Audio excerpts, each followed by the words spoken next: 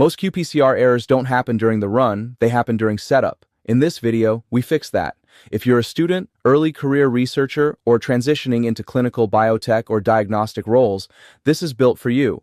Welcome back to QPCR Academy. If you're new here, QPCR Academy provides professional-grade digital training designed to help you move from simply following protocols to thinking, deciding, and executing like a professional in modern molecular biology. Our training is built on over 15 years of hands-on experience across academia, clinical laboratories, biotechnology, and global scientific training. This video is part of our step-by-step gene expression software setup series. Today, we focus on the plate setup step.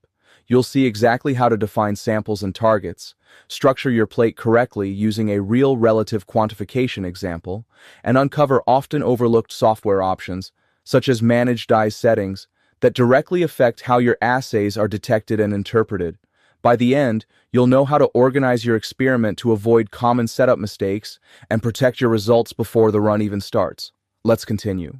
Once the run method is defined, we move to the Plate Setup tab.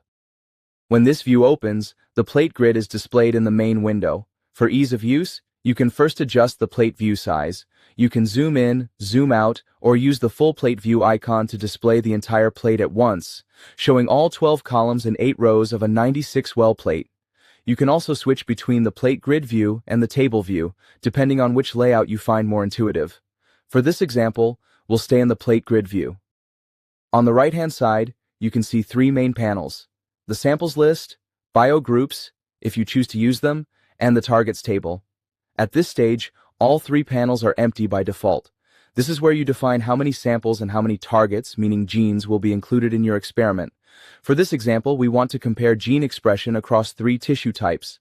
Our gene of interest is MKI67, used here as a marker of cellular proliferation. We want to compare how its expression in melanoma tissue and lymph node tissue changes relative to healthy skin. For normalization, we will use GAPDH as the endogenous control. Each sample will be run in triplicate. There are several ways to assign samples and targets to the plate, and all of them are valid. You should choose the method that feels most intuitive for you. In this example, I'll start with one common approach and later briefly show an alternative option. We begin by defining the samples. In the Samples panel, click the plus icon to add new samples. We add 3 samples and rename them by clicking directly on each name: healthy skin, melanoma, lymph node. You can assign colors to samples based on your own preferences. By default, the sample type is set to unknown, which is appropriate for this gene expression experiment. If you open the sample type drop-down menu, you'll see additional options such as positive control, negative control, or standard, which are useful for other applications, such as standard curves. For this example, we leave all samples set as unknown. We will not use biogroups here. Biogroups are useful for more advanced experimental designs and will be covered in a separate video. Next, we define the targets. In the Targets table, click the plus icon to add a target. The first target is our gene of interest, MKI67. After entering the target name, it is essential to define the reporter dye. In this example, MKI67 is detected using VIC. Next, select the quencher. Here we use a non-fluorescent minor groove binder quencher, which is a common choice for Tachman assays. We then add the second target, GAPDH, which will be used for normalization. For GAPDH, we select FAM as the reporter dye, using the same quencher type. At this point, the setup tables confirm that we have 3 samples: healthy skin, melanoma, and lymph node, 2 targets, MKI67 and GAPDH. Next, there is one more tab called Reagents. This step is optional. Here you can document the reagents used in your experiment by clicking the plus icon. For example, you can add a master mix, give it a name, scan, or enter the barcode, and record details such as the part number, lot number, and expiration date. This information is not required to run the experiment, but it can be helpful for documentation, traceability, and good laboratory practice. Now we assign samples and targets to the plate grid. Since each sample will be run in triplicate, we start by selecting 3 wells using the mouse. With the wells selected, we check the box next to healthy skin in the Samples panel. The software automatically assigns this sample to the selected wells. We repeat the same process for the melanoma and lymph node samples. Next, we assign the targets. We select all 9 wells containing our biological samples and check the box next to MKI67 in the targets table. Each selected well now shows both the sample name and the target. To improve visibility, we can zoom in on the plate view. We also want to measure gap DH in the same wells. We select the same wells again and check gap DH in the targets table. This is an example of a multiplex analysis where 2 targets are measured in the same well. This is possible because the 2 targets use different reporter dyes, FAM and VIC. If you are not running a multiplex experiment, you can instead assign each target to separate wells and then assign the corresponding samples. The software is flexible and the plate layout can be adapted to your experimental design. If you ever want to clear wells, simply select them and uncheck all assigned samples and targets. Next, let's move on to adding controls, and I'll also show you an alternative way of assigning samples and targets directly on the plate grid. For this type of experiment, we also need a No Template Control, or NTC. Select an empty well and choose the target from the drop-down menu. You can see that the targets added earlier to the targets list are automatically available in the well drop-down. Now enter NTC as the sample name. Notice that sample names entered directly on the plate grid are automatically added to the samples list. The same applies to targets.